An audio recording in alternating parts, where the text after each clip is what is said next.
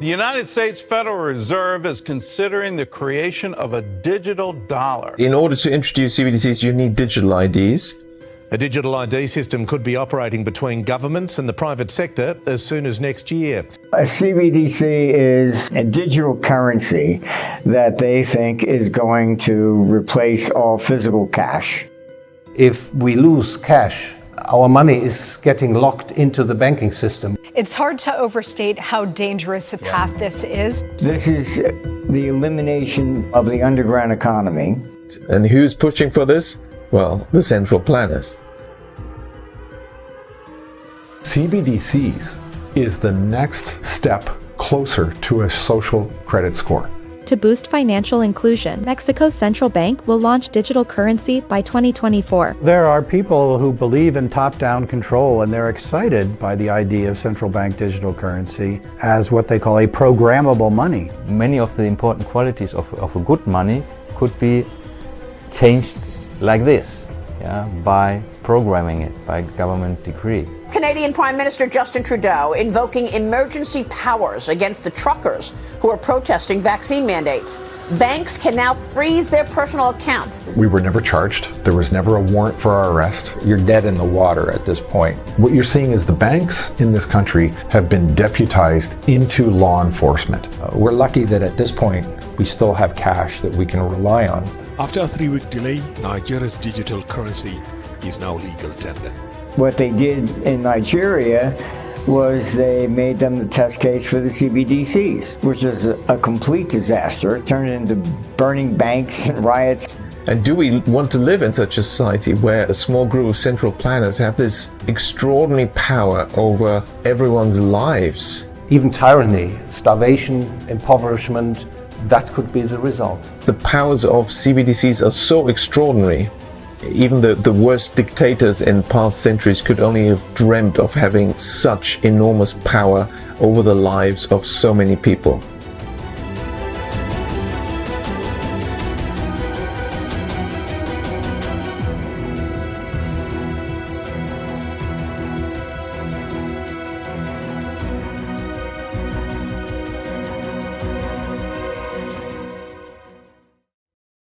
I'm James Patrick, the director of the following film about central bank digital currencies, cryptocurrencies, and the tokenization of every person and object on this planet.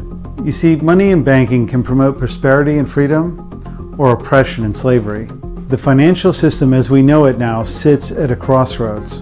Powerful international banking interests behind each of our central banks and the Bank of International Settlements are in the process of foisting malicious reforms upon all the nations of the world that will limit human freedom on this planet if they succeed. Banking interests are moving to abolish cash worldwide, and with it our civil liberties. I made this film as a warning to the world. Please help spread the word on this important issue and share this film and promote freedom. A potential CBDC could offer businesses and consumers new ways to pay in the future. Most Western governments also have these pilot programs, so there is a massive move toward a central bank digital currency. Around the world, central banks are racing to create their own versions of digital money. And nowhere is this happening faster than in China. China with a pilot with 128 million participants. By 2030, Bitcoin will be up and running. Federal Reserve Chairman Jerome Powell told the House Financial Services Committee in March that the Fed had already begun testing a digital dollar. So what we're doing is experimenting in kind of early stage experimentation. 法定通貨の円を電子データにしたデジタル円について The decision will definitely be made to launch the CBDC and to make it a reality. Central banks around the world are testing, prototyping, and implementing central bank digital currencies. So what are they? A CBDC is a digital currency that they think is going to replace all physical cash. Put simply, a central bank digital currency, or a CBDC, is a direct digital liability to the central bank. So rather than have your money in your pocket or in a card with a bank, it's directly maintained by the government. central bank digital currencies, I mean, CBDCs are presented as if it's something brand new, when the reality is we've been using BDCs, bank digital currencies, for many decades. Fundamentally, a CBDC fails to offer anything unique for consumer. The only benefit that a CBDC seems to offer is for governments that want to enact more control. A key difference with the CBDC is that central bank will have absolute control on the rules and regulations that will determine the use of central bank liability, and also we will have the technology to enforce that. As Carol Quigley of Georgetown University once said, there exists a worldwide system of financial control in private hands, able to dominate the political system of each country and the economy of the world as a whole. At the apex of this system is the Bank of International Settlements in Basel, Switzerland, the central bank of central banks. The Bank of International Settlements has created a CBDC program in practically every country of the world through its Innovation Hub, a tech incubator set up for this purpose. The vision these autocrats have for us is to make our money programmable. The really big dangers of CBDCs are the programmability, which is that essentially it's not even money. It's like your money becomes potential money. The whole thing about programmable money is they decide when you will have access to it and how you will be able to spend it even. Let's say you're grocery shopping, and since you're expecting guests on the weekend, you buy 4 or 5 bottles of wine, right? On the way home, you decide to fill up your car with gas. You stop at the gas station, but you're not going to be able to pump the gas. Well, you just bought alcohol, right? Look to China. That is going to be our future, and it's not going to be a future in like 30, 40, 50 years from now. It is happening now.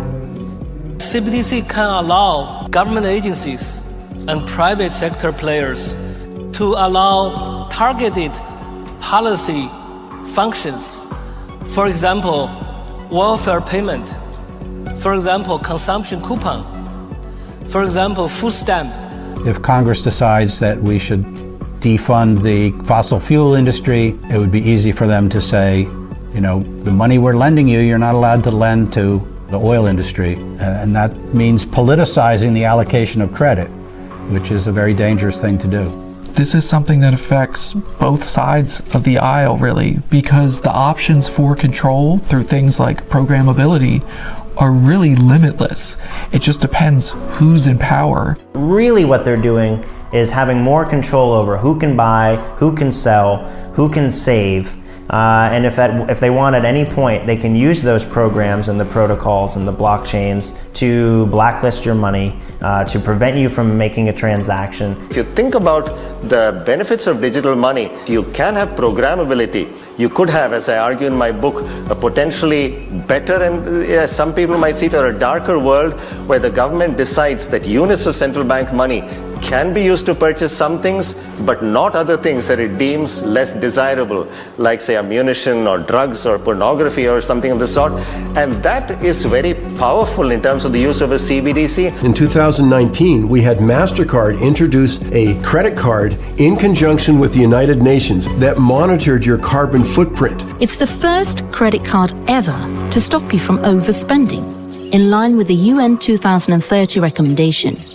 And once you hit a certain level, it cut off spending, bringing it to a direct halt, making it a radical tool against climate change. The Bank of England was the first to come out and said, oh, well, you know, they should be programmable. The excuse was laughable, but they said a mother should be able to prevent her child from buying a chocolate bar for lunch instead of a sandwich.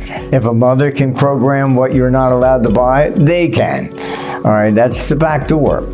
When they describe programmability, that's what it's all about. That you can, I mean, of course, they present it from a positive side. We can give money to the people who really need it. That's how they will formulate it. But the other side of the coin is that this means that they have their ideas on who should spend money on what and when. To better understand the implications of these technologies, we must look at the social credit system of China, which has been heavily praised by the likes of Klaus Schwab, head of the World Economic Forum. The biggest dangers of a central bank digital currency system can be seen in China, where it's linked in to the surveillance state. If everybody has an account on the books of a government-owned bank, then the government has access in real time to what people are buying. And if it wants to, it can censor those payments. Oh, you don't have enough social credit points? You can't buy that train ticket. Everywhere she goes, Ouyang Haoyu is followed. What she buys, how she behaves, is tracked and scored to show how responsible and trustworthy she is. They're constantly monitored by facial recognition cameras that are able to instantly put a face to a name. CBDCs is the next step closer to a social credit score. It's called the social credit system, and in one version now being tested, a person's reputation is scored on a scale of 350 to 950. And Haoyu, with a good score of 752, is okay with it. In fact, most people are. CBDC is going to enable all of that. So if your purchase is not green enough, you're going to get throttled back on your credit. China is the totalitarian testbed for the central bankers' technological control systems. In Chinese cities today, it is almost impossible to function without digital payments and biometric identification. The social credit score system in China is nearing perfection. My name is Vince Gerses. I'm from Toronto, Ontario. I'm a former member of the Ontario Provincial Police. I spent 32 years in law enforcement. I think it's very important to look at the Chinese model because that would be the direction things would seem to go. You know, the Chinese seem to be setting the stage for social credit scores integrated into CBDCs and integrated into automated payment systems and the way they operate there. It's a different structure. A good score brings benefits, but people with low scores lose rights. The cinema names and shames people considered untrustworthy, plastering their details, even their addresses, across big screens. It's a matter of principle. Those people have to be condemned. Those people aren't honest, so they have to pay the price. It's only right to pay your debts. You have to blacklist those that don't. CBDC will help them do all of this. They don't like what you're thinking, you're going to be debanked. Unfortunately, what we're seeing in China and now what we're starting to see in the Western world over the last 3 years is a tremendous amount of disrespect for rights and freedoms of people, regardless of what your constitution says. And that's a very dangerous step. It's a very dangerous process. A parallel technology that is required to make CBDCs work are digital IDs. A person's identity must be verified and linked to their wallet. Digital IDs are not really a separate project from CBDCs and this new digital financial system. A key component of central bank digital currencies is digital ID. They go hand in hand with each other to be able to identify with certainty who the person is and then what the transactions are and link them together. And UN documentation and also documentation from the Bank of International Settlements, they very overtly state that CBDCs and digital IDs are meant to go together, and without digital IDs, the CBDC digital finance system cannot exist. Almost all of these digital IDs rely on biometrics, which can be your fingerprints, your face, the iris of your eyeball. They want to have your wallet tied to a digital ID and have that digital ID be mapped to your physical ID through the biometric data collection. The BRICS countries are doing it, the West is doing it. Passengers on the Moscow metro can now pay for their commute using facial recognition technology. Facial recognition checkout is coming to stores and restaurants near you. Amazon says no two palms are alike. You hold your hand above the device. They want to move not just to a cashless society, but a cashless and cardless society. The goal is to have you pay with your face or pay with your biometrics or your palm of your hand. This is already being rolled out at Amazon-owned entities. JP Morgan is piloting it.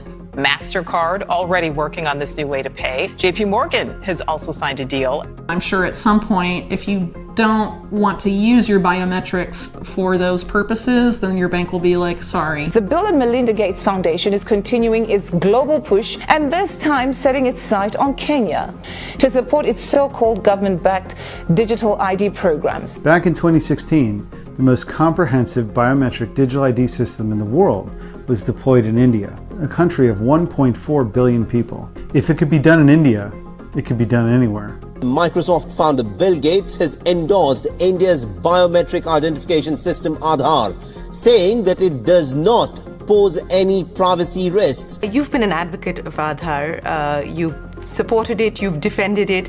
And I think that the questions arise not on whether it's a good idea or not, but whether it should be made mandatory for every citizen. Well, Aadhaar is just something that avoids you pretending to be somebody else. So the basic Aadhaar mechanism is an identity mechanism.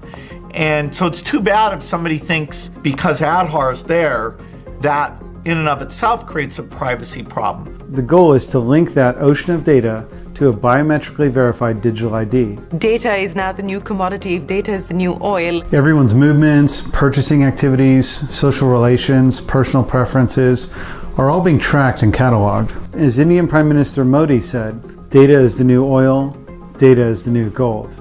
Data is the new oil. Data is the new gold. What ID 2020 and other organizations like it are doing are issuing the technical standards that all these IDs have to have so that they're interoperable at the base level. Government and central bank management of digital ID systems violates the constitutions of many countries. So to avoid these legal obstacles, the strategy was taken to blur the lines between public and private sectors through the creation of decentralized interoperable databases. Organizations like ID 2020, funded by the Gates Foundation, are creating the protocols and standards that both public and private entities use to access the data housed in an interoperable, decentralized fashion. And so the role of the Gates Foundation as an advocate for those who don't have access today is to make sure there's technology and standards. There are no universally accepted standards for expressing, exchanging, and verifying digital credentials across organizational boundaries. A new form of digital identity, since it's not tied to any one organization, can enable such digital credentials to work everywhere. We're working with government and the private sector to build the foundation and standards for digital identity across Canada and internationally. The future is closer than you think. Decentralization isn't always good. Our identifications, personal information, health records, employment information, educational background, travel records, anything you can think of will be available to any authorized public or private sector entity with the right digital credentials. This is a clever way to bypass our civil rights, a pervasive and seamless system of social control through a public-private partnership. There is no limits to what this digital ID will ultimately hold on data. It's just another way of exercising control over people. One of the main reasons for this coordinated global push to develop digital IDs is because it's deemed essential to the entire Sustainable Development Agenda. 10 of the 17 Sustainable Development Goals cannot be met without first closing the identity gap. Over 1 billion people worldwide are unable to prove their identity through any recognized means. The leading alliance that was launched under the auspices of the UN to accomplish that is known as ID 2020. We live in a digital era. Individuals need a trusted, verifiable way to prove who they are, both in the physical world and online. The oligarchs behind these schemes, such as the Rockefeller Foundation and the Bill and Melinda Gates Foundation, are pushing this agenda globally through their NGOs and the United Nations. In the developing world, these systems are being sold as a way to promote financial inclusion, in an effort to bank the unbanked. You can have digital financial inclusion. The reality is that these technologies' whole purpose is to financially exclude anyone that doesn't obey the rules and protocols of the system. Have you been a good little boy or girl today? No? No meat for you. You're not allowed to leave your 15-minute zone. ID 2020, the UN and other stakeholders in this particular sphere often argue that the reason this is necessary is because of what they call the identity gap. And the identity gap is the claim that the lack of digital ID is preventing people, mainly the world's poor, from accessing essential services, whether it's banking, whether it's education, whether it's healthcare. A crisis is both a danger and an opportunity. The fact that 1 billion people are today denied this fundamental human right of having a recognized identity is indeed a crisis. If you don't participate in digital ID, you won't have a legally recognized identity, you won't have rights, you won't be able to access services without it. So it's being framed as promoting inclusion, but the system itself is inherently exclusionary. These structures being erected will create a system of financial exclusion not inclusion, not hitherto seen before. Just as biometric IDs were piloted in India, so CBDCs were piloted in Nigeria, a country of almost 230 million people. Nigeria was chosen as the testbed for the launching of CBDCs, as one of the most informal cash economies of the world. If they could make CBDCs work there, they could make them work anywhere, so they thought. In Nigeria, one of the first countries to get off the ground with its CBDC for a population of over 200 million people, it didn't go well. So the way the CBDC in Nigeria was set up is that in order to access the CBDC, you have to have a national identification number, which is the Nigerian Digital ID project. And there are many pilots. Now we have Nigeria stepping there, the largest universe of a pilot. What they did in Nigeria was they made them the test case for the CBDCs.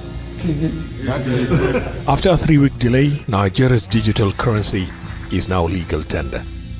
At its launch, President Muhammadu Buhari says the e-Naira will usher in opportunities for banks, customers, and the country's economy. At least 60% of the economy was underground. Out of the gate, about 0.5% of the population was using the CBDC, known as the e-Naira. Now, the central bank wanted to spur adoption. That was not a good rate for them to have after they invested all this money. So they announced that there would be no longer requirements for bank accounts to have an e-Naira. That didn't work. A month later, they announced that they would have discounts on the e-Naira. That didn't work either. And that's when the Central Bank of Nigeria took a different path. Suddenly, it announced that it would start restricting cash.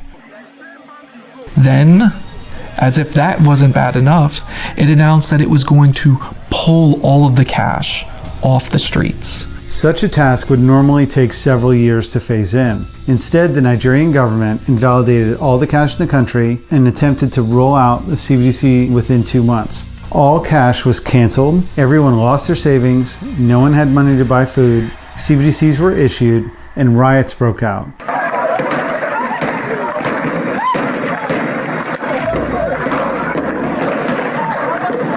There are claims that some persons were killed. The way things are is not fair. We all are citizens. We only came to at least plead with the bank. Police came out of the Central Bank, started shooting, attacking us. They even killed people. About 3 persons died today. Nobody wanted to destroy anything. Months later, despite riots in the streets, despite protests outside of banks, despite people going hungry because they didn't have access to cash that they were dependent on, Central Bank Governor Godwin Emefiele said this was a success. The adoption rate of the CBDC rose from 0.5% to 6% of the population, celebrated it as a success, as being the currency of choice, in his words. It was not the currency of choice by any means. It was a currency of force. People have very much resisted in Nigeria the CBDC. They've tried not to use it. The Nigerian government is relatively open that it's completely surveillable and not anonymous. It was designed to surveil. So despite the fact that they created these conditions to coerce people into using the CBDC, the populace resists. Transforming the underlying economics of financial services through digital currency will help those who live in poverty directly. These people that ostensibly suffer from this identity gap, that suffer from financial exclusion, don't want the financial inclusion that they're being offered by the CBDC.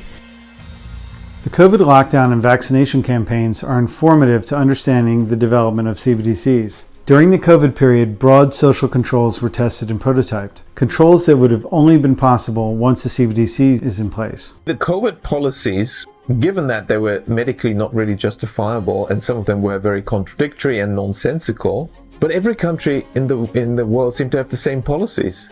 And so there was an extraordinary degree of coordination that was revealed to us.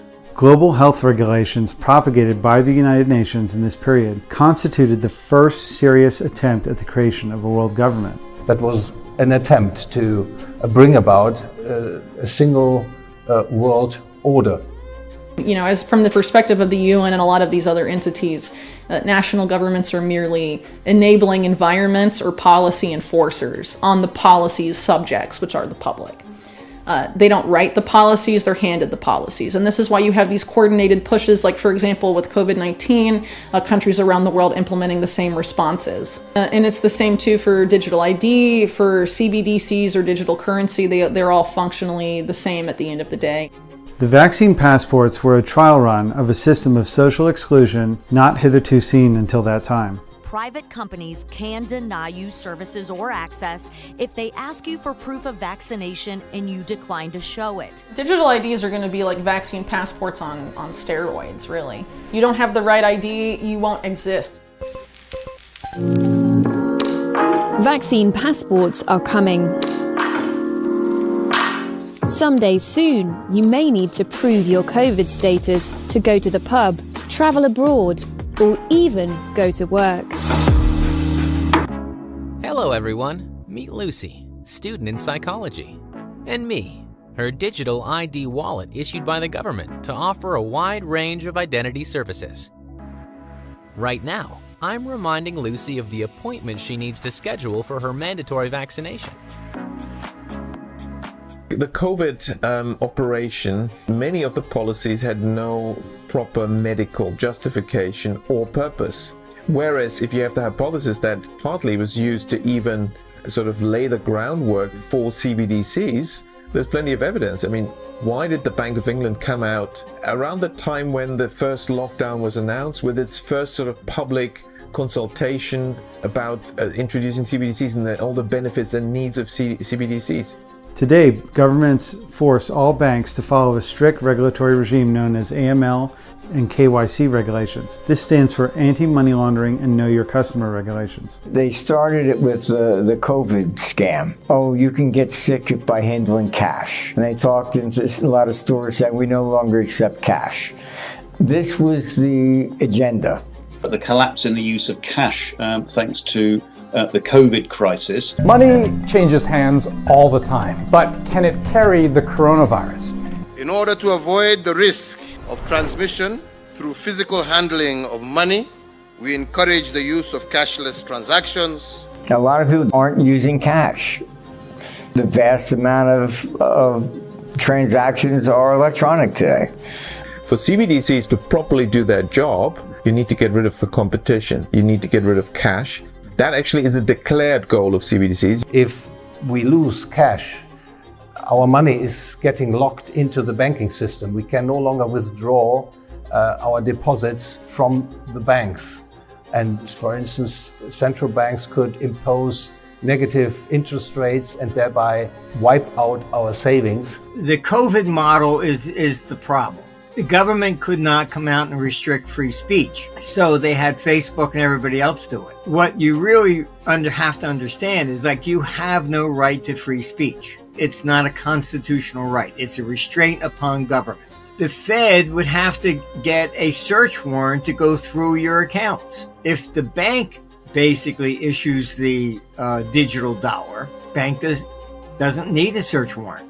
Americans do not have financial privacy. They have deputized banks as these sort of law enforcement investigators and force them to observe and report on the government's behalf because of laws like the Bank Secrecy Act, the Patriot Act. Since the 1960s, these regulations have gotten stronger and stronger. Banks are required to monitor and surveil everything we do and report all suspicious activities to the government. Even if CBDCs are not achieved in some countries, an escalation of AML and KYC policies can produce a system just as oppressive as CBDCs. These AML and KYC regulations need to be reduced or eliminated to restore our civil rights.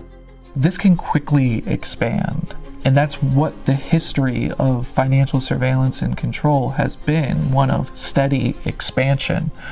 And the more that expands, the more people are going to want to avoid that system. They need to stop this practice, surveilling all financial transactions.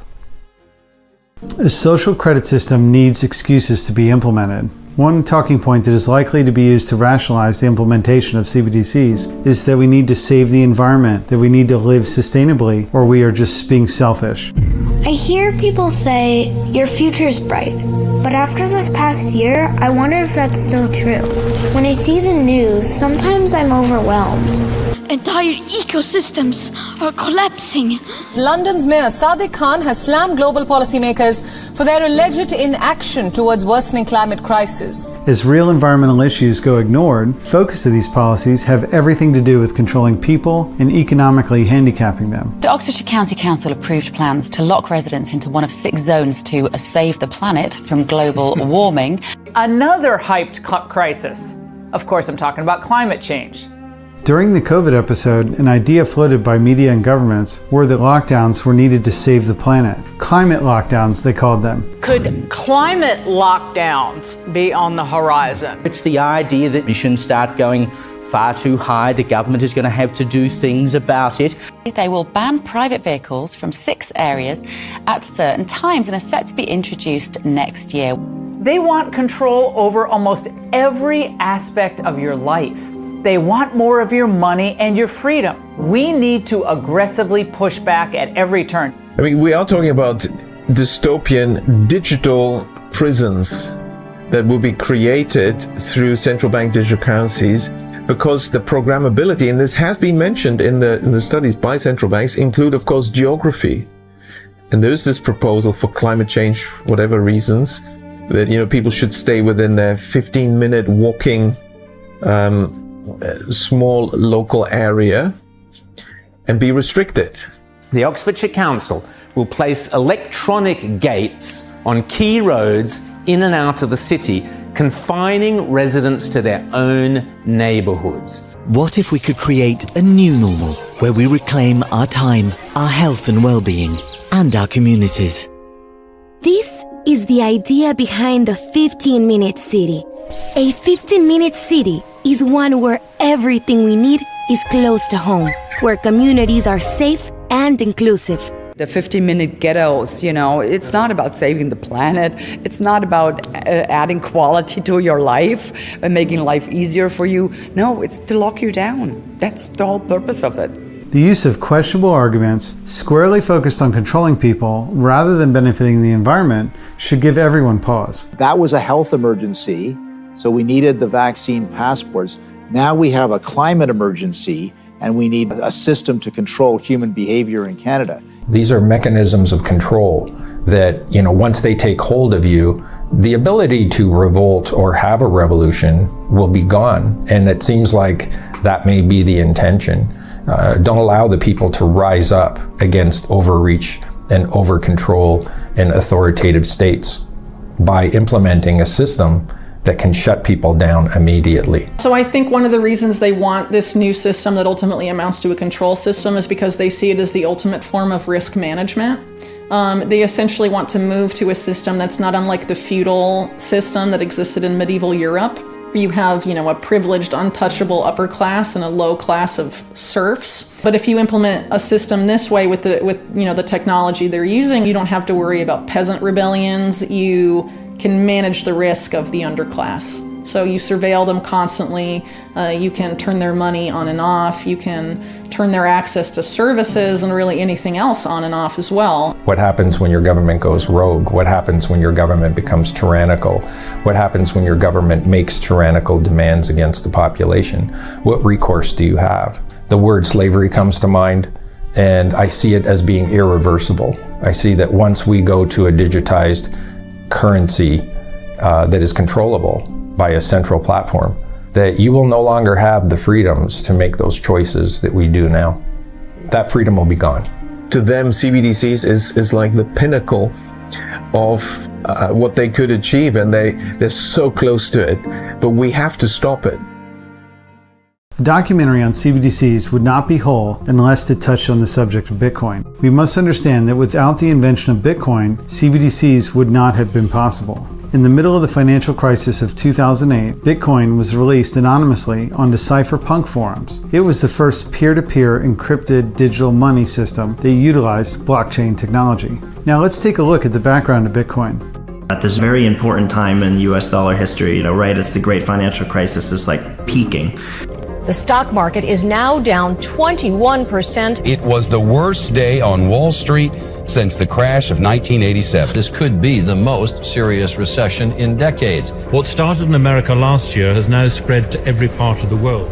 It was released anonymously into this cypherpunk mailing list. Now, this is the first peer-to-peer monetary transaction. In other words, you didn't need to go through a bank or a financial middle person. The Bitcoin white paper that was published by an anonymous person. Satoshi is what everybody calls him, right? Yeah. We don't even know if it's a him or her. We know nothing about this person.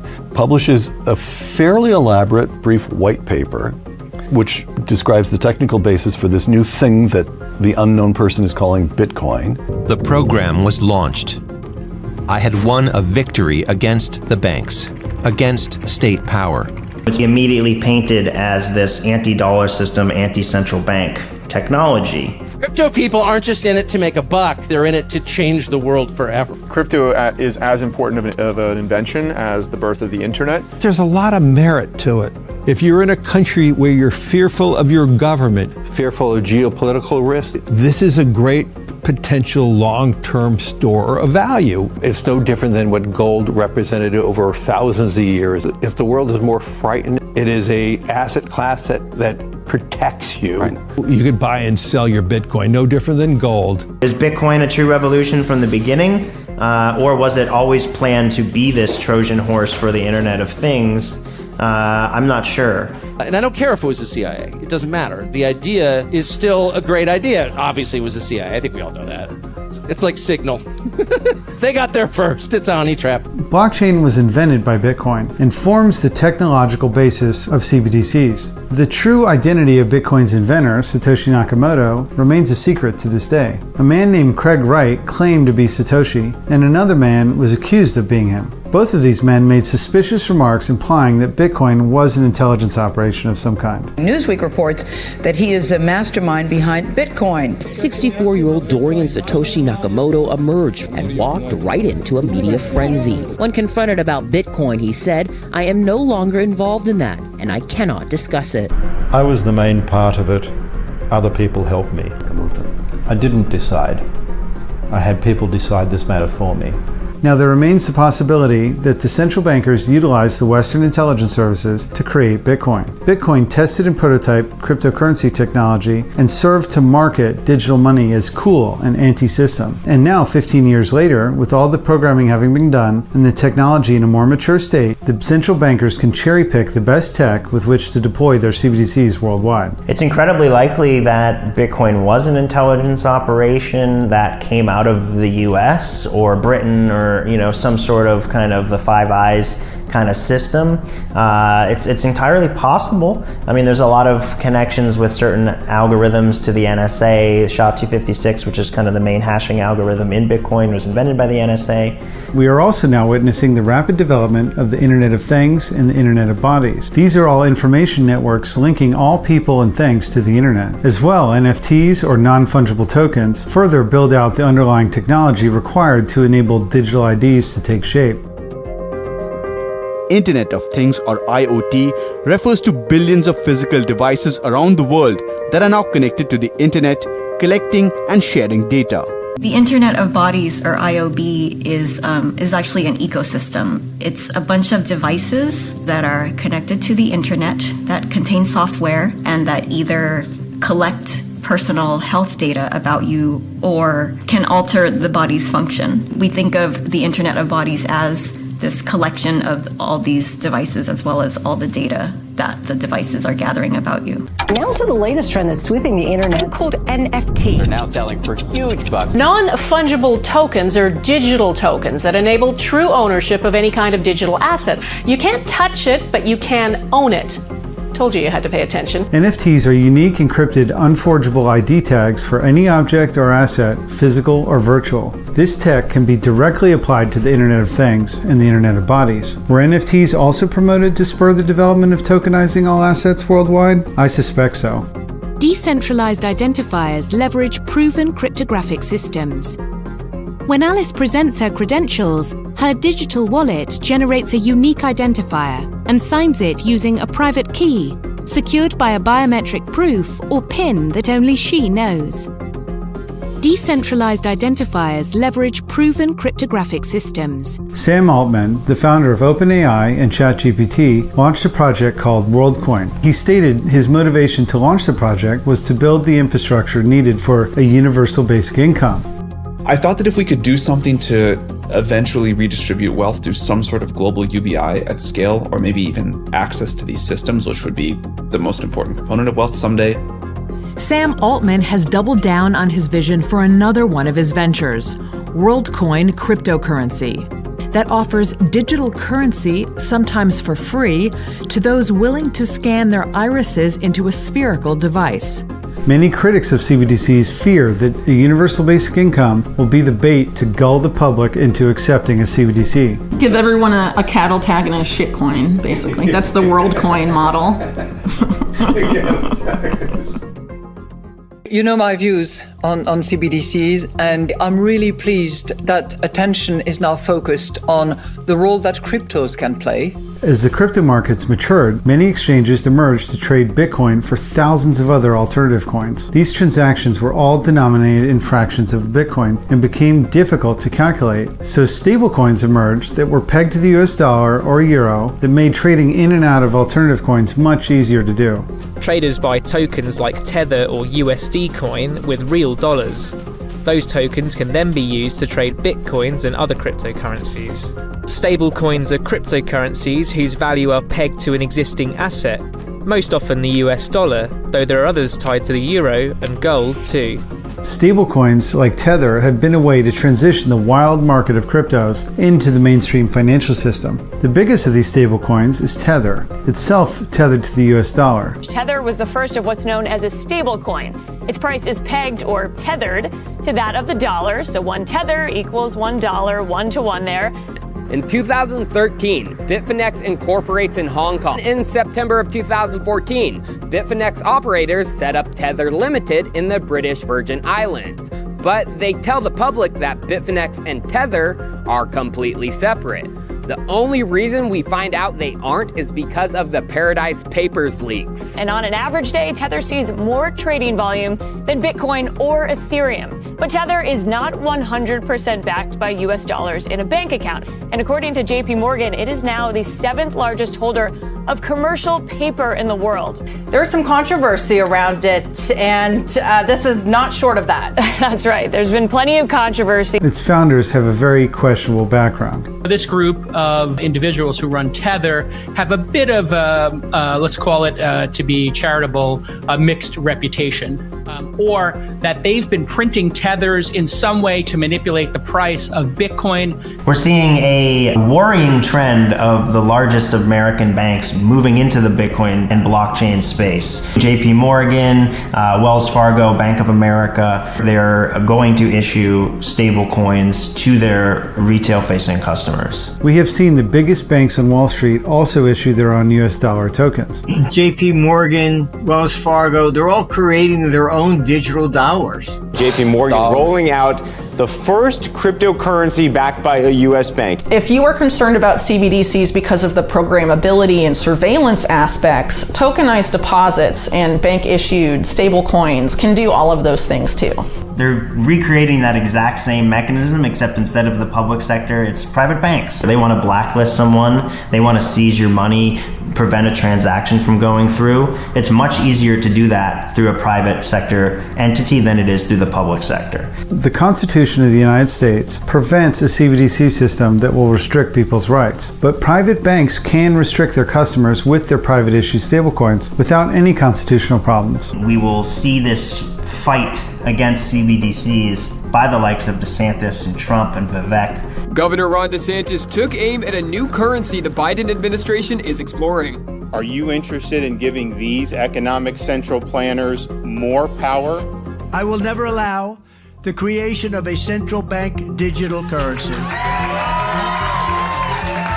So when you have people like Trump and Ron DeSantis say no CBDC, they mean no public-facing CBDC. They don't mean no wholesale CBDC. What this second tier managed by the private banks is likely to be are things like tokenized deposits, stable coins. And there'll be this total red herring false victory as then they move into the private stablecoin system that in every single way is the CBDC, except it's not issued directly by the government. There's going to be a two-tier system, not unlike what exists in the US today, where it's going to be one tier is the private sector and one tier is the public sector, i.e. the central bank.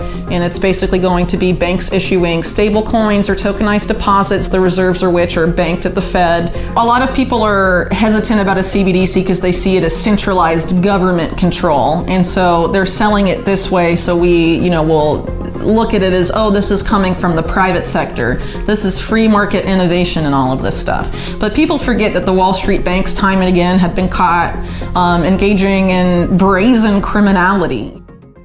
January 11th, we saw 11 spot ETFs approved. Kind of the most important, sort of biggest signpost of that approval within these 11 was the iShares BlackRock spot ETF Bitcoins. Explain that move into ETFs. How far does it go? ETFs are going to be the new engine for fixed income. Bitcoin has always been sort of, colored as this anti-state revolution and this total rejection against the powers that be, the financial elite. And here we have probably, the most important asset manager in the world in BlackRock coming out and ETFing Bitcoin. We believe ETFs are a technology no different than Bitcoin was a technology for asset storage.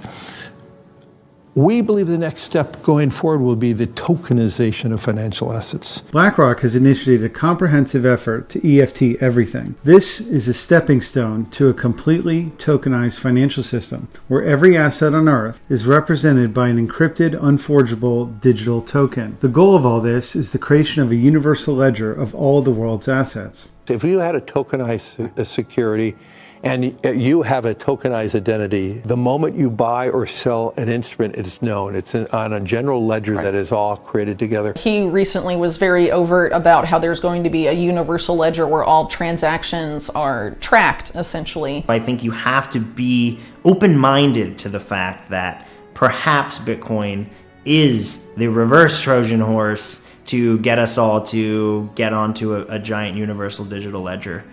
I believe the next generation for markets, the next generation for securities will be tokenization of securities.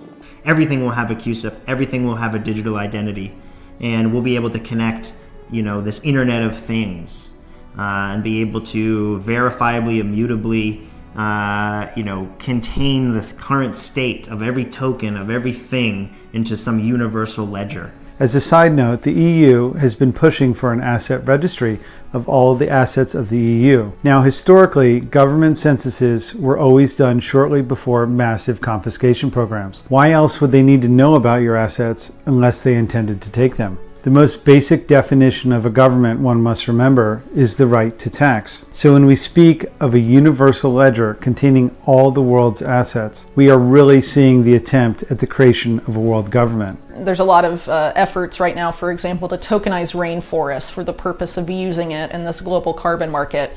So that rainforest will also be given a unique identifier, a digital ID. Another troubling initiative that the Rockefeller Foundation and the New York Stock Exchange came out with in the summer of 2020 was the Intrinsic Exchange Group. Please welcome Intrinsic Exchange Group to launch of natural asset companies, a new asset class of sustainable enterprises. They contrived the idea to create a new form of company, a natural asset company, that would claim to own the services that nature produces, such as the hydrologic cycle over North America. This semi-tangible asset would be placed in a company and then floated on the stock exchange. IEG was founded in order to bring forward a new asset class based on nature, a new form of company. The natural asset company obtains the rights to the ecological services that nature produces. The real purpose of this is to create more collateral by which the financial sector can expand upon. This will predictably create a financial bubble and crash on proportions not seen before. It's really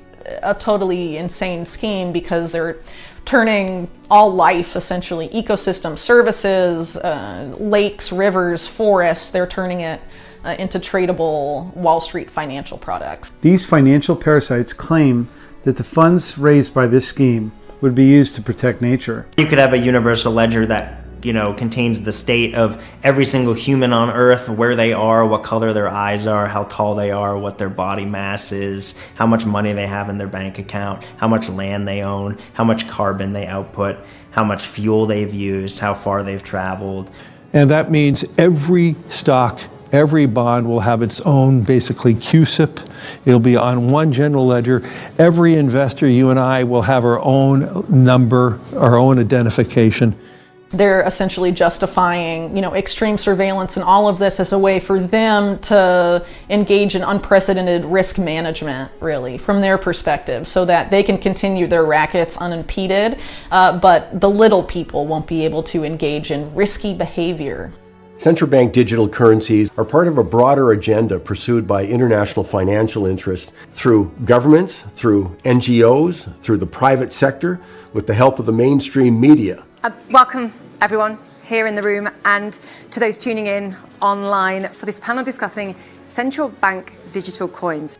The World Economic Forum is a think tank founded by Klaus Schwab in the early 1970s, and it has become an important platform for powerful interest groups to exchange ideas and to set up ideas about forming the future of humanity. At this pivotal moment, I see several priorities for the global agenda. We must revitalize the global economy and accelerate its transition to net zero. The states as we know them today are aggressive internally and externally, and of course there's a tendency for governments, for states to form a cartel and to basically harmonize their policies and coordinate their policies.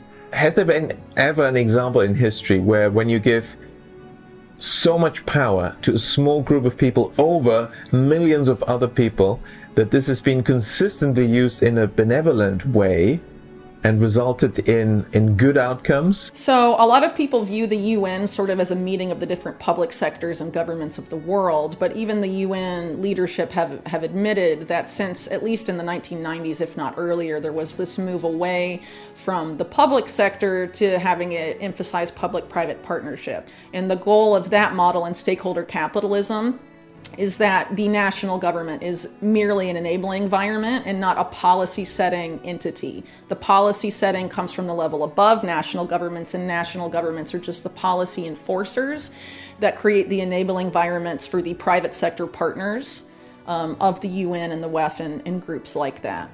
The push for CBDCs is the final step in a multi-decade program by central planners to increase their power over the people, over countries. This is the ultimate step because the powers of CBDCs are so extraordinary that, I mean, even the worst dictators in past centuries could only have dreamt of having such enormous power over the lives of so many people.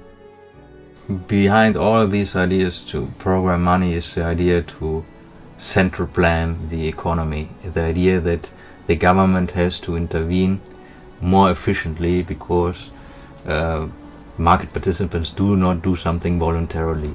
Yeah, of course, you could then just freeze money of people so they could not spend anymore, driving down inflation rate. You can introduce the Schwundgeld, that money loses value, making people to spend their money instead of hoarding it. But once you have digital currencies, you cannot escape. Yeah? There can be no bank runs that people get cash out of the bank, and therefore you can lower interest rates minus 10%, minus 20%. The U.S. Is on an unsustainable fiscal path. That has been true for a long time. That is associated with our uniquely expensive healthcare delivery system and our aging population. Historically, war has been the excuse governments have to default on their debts. The system is going to collapse. The same as communism collapsed. It's just not sustainable. And that's actually what Powell is talking about. The system will collapse of its own weight. We don't need guns and revolutions and stuff like that. It's not going to be sustainable. This is the elimination to them of the underground economy.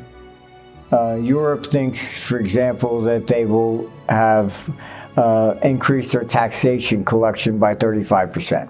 A conservative estimate that these people have is that they will be able to terminate the underground economy and collect 35% more in taxes. CBDCs right now are being used largely because the financial system is imploding. They've been borrowing money since World War II with no intention of paying anything back. It's getting completely out of control at this stage in the game. 70% of the spending of the national debt is just interest, accumulative interest, because they never pay anything off.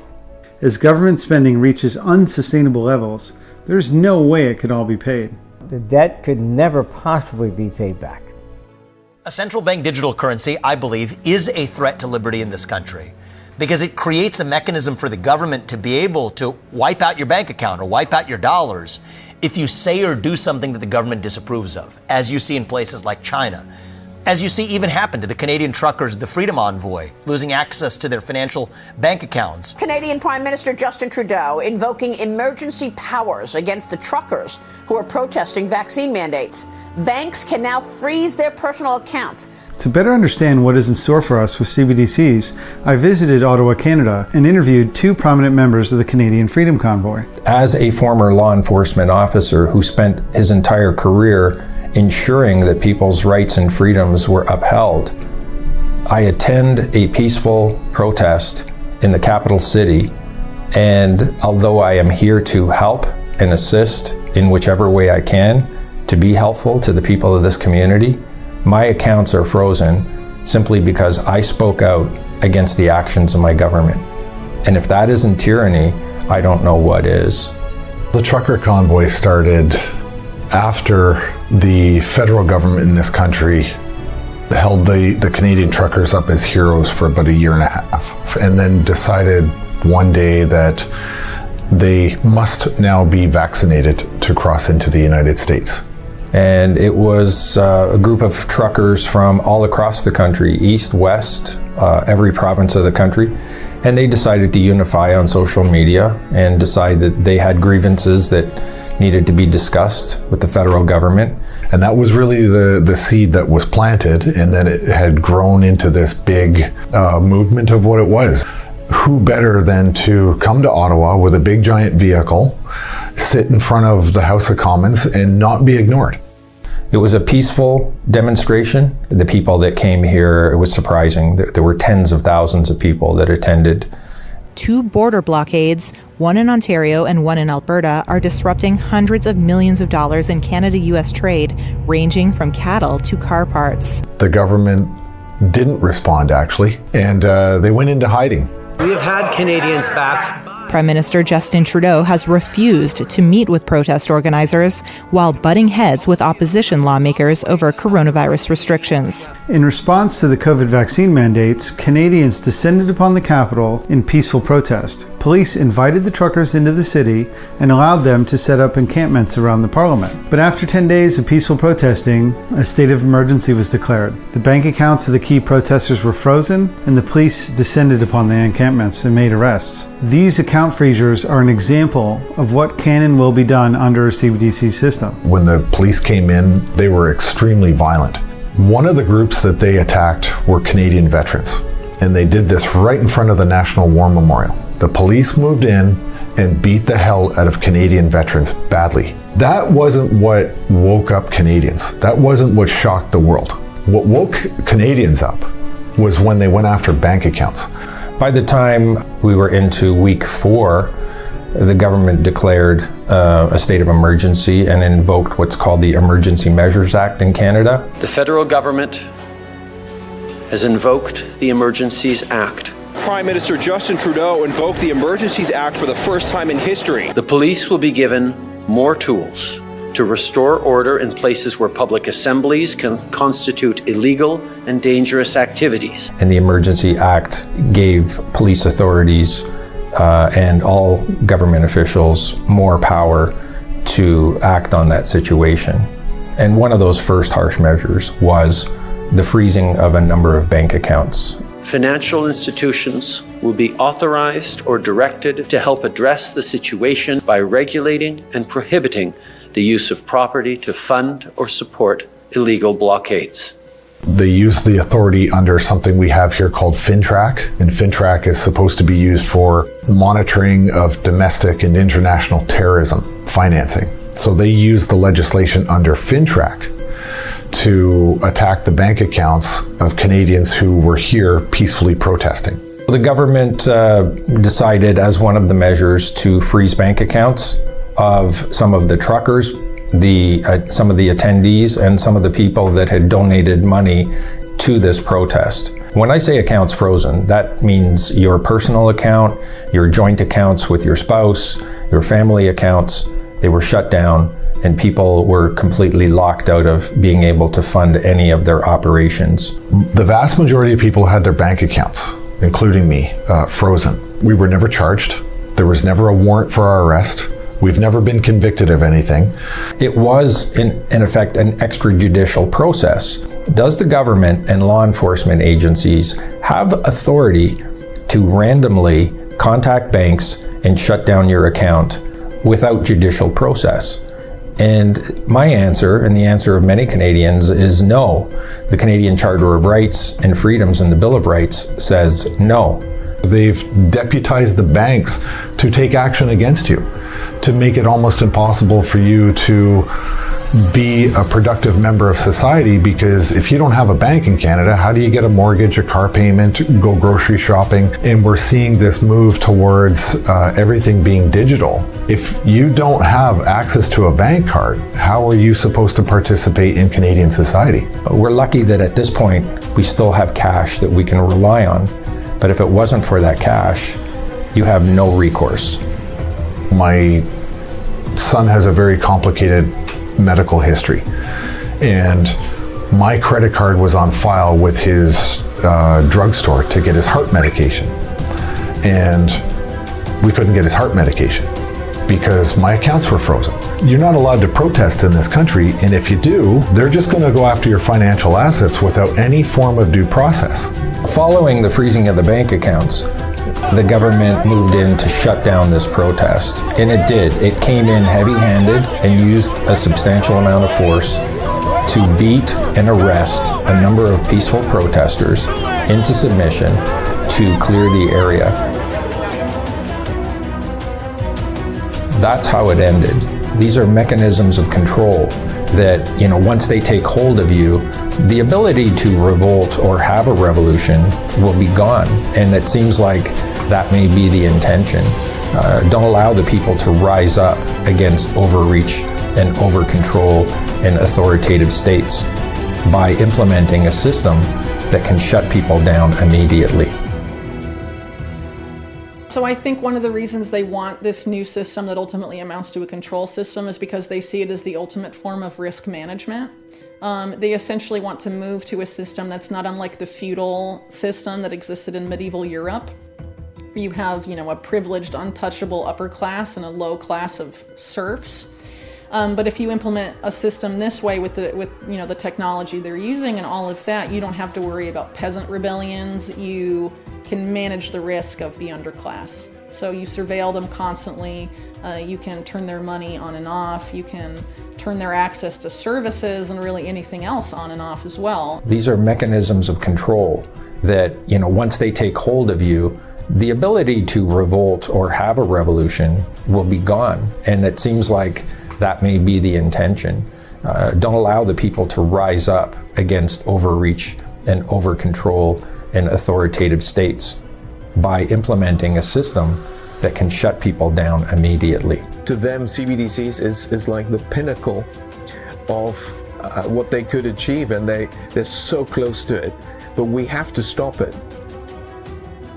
The world is currently dividing into Eastern and Western blocs, similar to the Cold War period, with the US and EU on one side and the BRICS countries of Russia, China, Brazil, India, Iran, and Turkey on the other. Now we must all come together, demand an end to these pointless conflicts, and not be gulled into accepting tyrannical systems of control. While the West has increasingly politicized the SWIFT payment system to block Russia, the IMF has quietly positioned itself to offer a wholesale CBDC platform that will rival the SWIFT system. What we do not yet have is international settlement based on CBDCs. The United Nations and its agencies such as the IMF and World Bank are controlled by the same people that control the central banks, and they cannot be trusted. The solutions they propose are deceptive and against the interests of humanity. If a CBDC system is put into place, it will devastate the economies of the world. We are talking about a very dystopian future if we allow central banks to issue central bank digital currencies. You know, even if the original designers and heads of central banks who are launching this are super well-meaning, you know, let's give them the benefit of the doubt. We just know what human nature is like, and history is the best guide. If you give power to people, power gives temptations. And the reality is most people can't handle those temptations and will succumb to them. And the temptations of power are to do things that are not good for those that are under this power. It will be a completely totalitarian system of such frightening proportions, it's hard to imagine. I think it would promote revolution, honestly, when people realize they have zero liberty left. I think the greatest thing at this point is to become familiar with what a CBDC is, understand the difference between cryptocurrency, Bitcoin, blockchain, and a central bank digital currency. I think it's imperative that we stand our ground and that we say no. When we talk about such a radical change with the creation of a CBDC, that means the government can become involved with every step of your life. Whether it's something mundane like fixing a tax return or something large like trying to track down where you went, the door is open wide for government overreach and abuse. And the government that quickly seems like something that's out of sight and out of mind can quickly dominate your life. And that's something that you should very much be concerned about before it becomes a reality. And our computer's showing we're heading into a recession from May of 2024 into 2028. Raising taxes, going to CBDCs, all of this stuff will reduce the economic activity, period. War, inflation, stagflation into 2028. So we're fucked for 4 years. Yes. It's important to start this debate from the value of individual or personal freedom. Because look at WHO, look at UN, look at other international institutions, you know, these are full of bureaucrats. They have people who are not elected by the people. And clearly they don't work for the people, but against them. So we need to go back to the basis. I would recommend people who are opposed to central bank digital currency and the threats that it poses to write their congressman. I think once it's brought on board, once it's brought online, and it becomes a commonly accepted medium of exchange, it's going to be pretty futile to tell people not to use it. Do we want to live in such a society where a small group of central planners have this extraordinary power over everyone's lives? I mean, there's no freedom. That by definition ends freedom, and then you don't even need to speculate what further horrible thing could happen after this or as a result of this. It's already enough, I think, to realize we must stop this, and that should be high priority. And I think we should go out and organize demonstrations in front of the central banks. The proposal for a CBDC and this sort of government takeover of finance very much runs in contrast to the founding of the United States. It runs in contrast to the values of the United States. It is the opposite of having a limited government that doesn't get in the way of free people acting. It instead creates an over-expansionary government that restricts the freedom of people. And That is something that could not be more opposite to the founding of this country. I was born and lived for 11 years in a totalitarian regime, and I don't want to do it anymore. And for as long as I will be in the EU's office, in the European Parliament, I will be fighting to the end and with all my strength and power against this totalitarian system. Socialist or communist ideas can only be overcome by ideas of liberalism and capitalism, and so we have to engage in this battle of ideas. I think there's no way around it. And also we have to remind ourselves that there is something like sound economics. We can know that, for instance, socialist and communist experiments don't work, that they bring impoverishment and suffering to the great majority of the people. And we shouldn't make these mistakes which have been made in the past again. As real money is replaced by programmable money, the economy will revert to barter and a black market will emerge. This will cause inefficiencies and reduce the standard of living. We can expect local government monies and private monies to emerge as a result. Now, in the 1830s and in the 1930s, the federal government of the United States took actions that undermined the national currency. In both periods, cities and private companies issued monies to fill in the gap that the government created through their mistakes. The human need to trade and prosper will always overcome tyranny.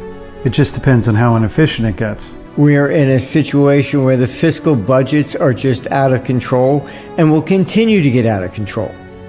So the CBDCs, for example, are a means to impose control to try and retain that power. They see it as the means to collect more money.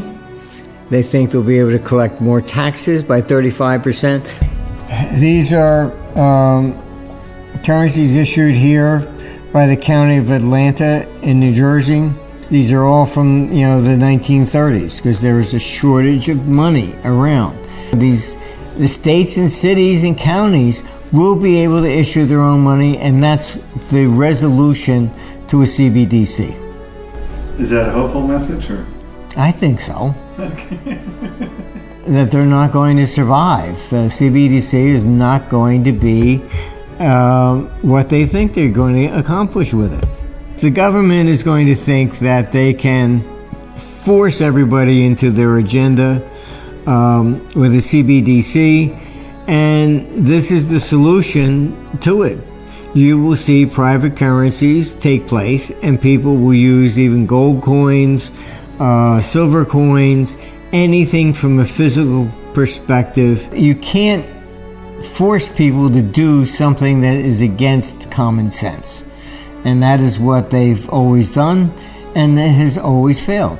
The commitment to employ central bank digital currencies is clear. The question is, will we accept it? What will our reaction be to a government's ability to monitor what we're doing and ultimately control our behavior? Bureaucracy always wants to increase its powers. And that has been actually literally the history of central banking. They've used every step over the decades to just increase their power more and more and more. In fact, the central bankers have been beneficiaries of every crisis. So they had no incentive to avoid a crisis because they know to the next crisis we get more power. And the argument has always been, oh wow, we couldn't stop this crisis because we didn't have enough power in this and that and that. And so after that crisis, they get that. Now, next crisis, they will give you another excuse and then tell you why they needed more power. So this is literally what happened. I recommend people support your local economies, build relationships, and opt out of these centralized systems as much as you can. As a side note, to close the film, I recently lived through Hurricane Helene. The power, water, internet, and cellular services were knocked out. For over a week, the only way to transact at all was with cash. If cash were not available as a means to trade, a chaotic situation would have turned violent. I interviewed several people at local gas stations, asking them what things would be like if cash were not available. Here's what they had to say. Well, if we didn't have cash, things would get frustrating, people would get chaotic, there would be fights, it'd just be plumb craziness. We couldn't use cash, everybody would be losing their minds, going insane a little bit, If we couldn't use cash right now, it would be a pretty big mess because there's no places that are taking credit cards. So I'm really thankful that we can use cash. This experience showed me another reason never to get rid of cash. In a severe natural disaster, without cash, full chaos will ensue. Help me share this film and this information, and stay free.